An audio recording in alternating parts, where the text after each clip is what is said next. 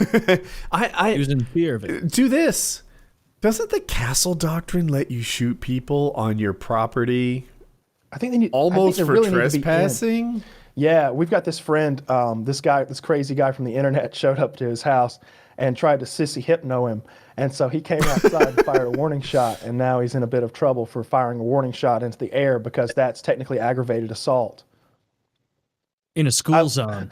I don't know if you caught the fact where I said the man was there to Sissy hypno him, but that's the funny part. I don't know what that is. I don't know he was trying to hypnotize him into being a femboy gay slave of his, a sexual slave, a servant. He was trying to turn him into a sissy. And my God, if he hadn't fired that warning shot, he would have had him. He was this He close. would have had him under his spell. Really? He was Look at this it this close way. to The only putting on reason a pair of Boogie, fox ears and a little mini skirt. And the only reason Boogie doesn't have an anal plug with a tail coming out of his ass right now is because of that warning shot. The only reason he's not in an apartment somewhere tied to a radiator begging for loads. Begging for what was that shit I said the other day? Or maybe he'd be very happy. You don't know. The Orchid Man. Yeah. He'd be a very happy boy. He'd be very happy. Oh shit. So fucked up. So fucked up. What is this world we live in? It's pretty awful. Things seemed simpler in the 90s. Yeah, we were younger. We were a lot younger. There was no fear of being sissy hypnoed in the 90s. No, YouTube Not something wasn't I really really around. thought about. Not that now every day it's all I think about. It's being the only one of this crew that was alive in the 60s.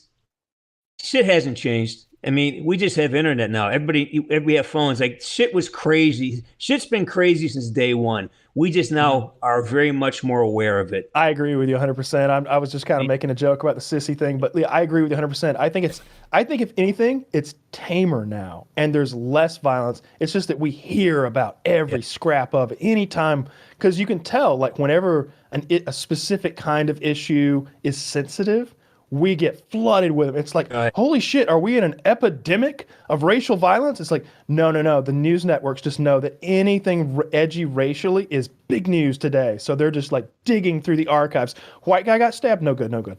Asian guy got stabbed? No, that doesn't work. That's for next month.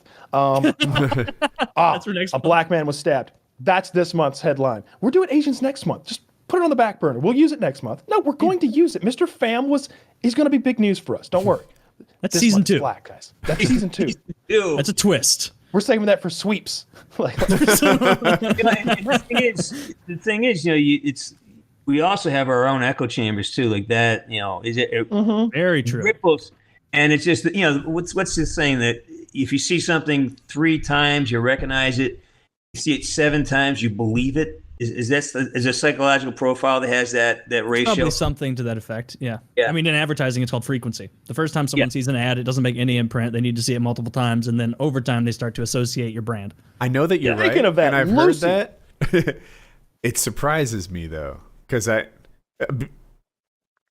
if I didn't know that, the untrained version of me would think that the first impression, the first time you hear about it, is the biggest impact. That's it. And every other one is like a little bit wasted. I already know about this. But and then a lot of companies, that's all they're doing. Like, Coca-Cola is never going to say anything like specific about their flavor. They're a big enough. They just have to remind you that they're How would you drink. describe Coca-Cola's flavor? Oh yeah, Coca-Cola, that exists. That's enough to. I know exactly everything. They don't need to explain anything. Like, you see it everywhere. It's everywhere. Remind me of good times I've had with it, and Coca-Cola has a good ad. But yeah, I don't know, the F-150 Lightning, right? I would have guessed that the first time you tell me about that is the most important ad that you've done. But it turns out it's the 4th or the 6th one that like lands the sale. And it depends, like if it's digital or if it's TV. TV takes a lot longer to build up frequency because people aren't paying full attention to the commercial spots. Whereas like online, like, and I know I've done this personally, like knowing about it doesn't keep you from it. Like you'll scroll down and you'll get like served an ad that's following you because of some cookie on some site. And it's like, that's a really interesting adjustable dumbbell. I like that. Don't really think about it. I remember that. I saw that the other week. It's like the 3rd or 4th time. It's like, I don't click on the ad because it's going to take me to some bullshit thing. I just wear you down. Name of their...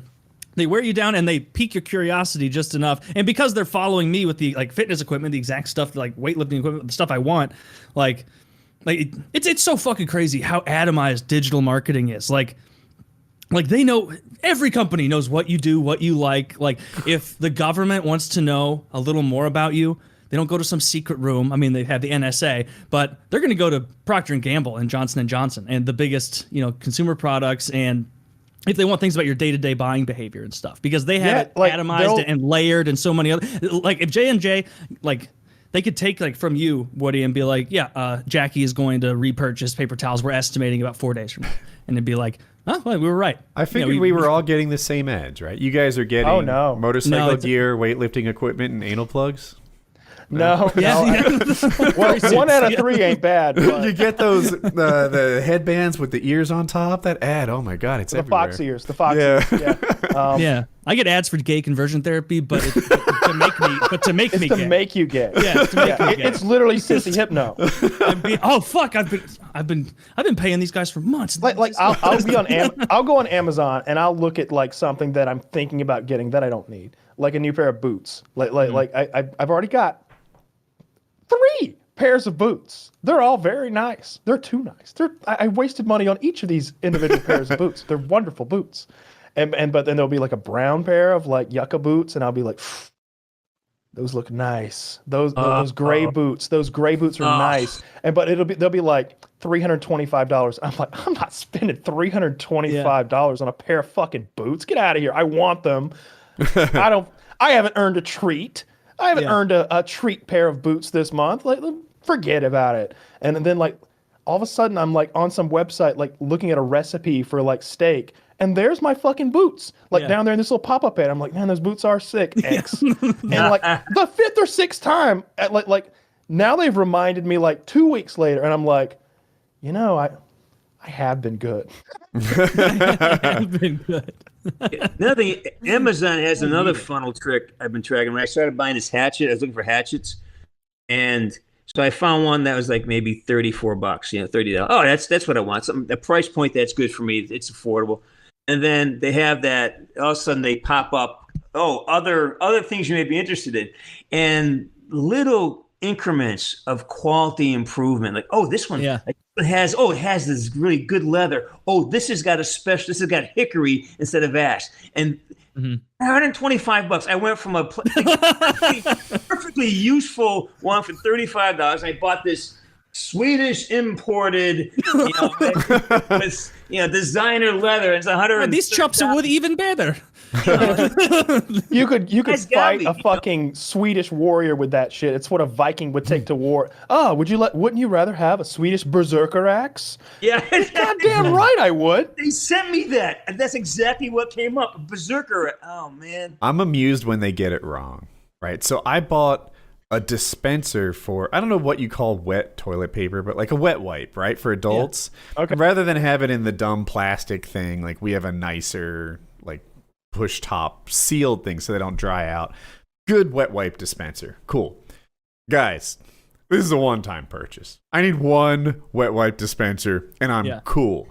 But the internet now believes that I am like a wet wipe dispenser aficionado. They're like, Woody, can I interest you in more wet toilet paper dispensers? How about this one? Wouldn't this be pimping your toilet? And it's like, no, man, I only have one ass. It's not really a hobby. It was just a one-time thing. It's not really a hobby. I wipe my ass. I'm really good. I'm really into it. People like taste whiskey. They use like different like essential oiled wipes. Like, oh, that's very nice. I can feel the peppermint. I can feel the peppermint. Is that safe? Is that safe? Oh my goodness, your anal tongue is quite. No. It's like those guys who like. It's like how wine tasters will like put it in their mouths, but then they'll spit it back out. Like you're wiping your ass, but then you're smearing it back on your ass. So you want to do it again. Oh, that was tremendous. I'm here for a very long shit. Oh, that was a good clean wipe. All right, let's put it back. It's my lucky day. It's a magic marker toilet. A magic marker poop. It just keeps wiping and wiping and wiping. Oh, I dream of this. But yeah, I like it when they waste their advertising dollars on me. Yeah.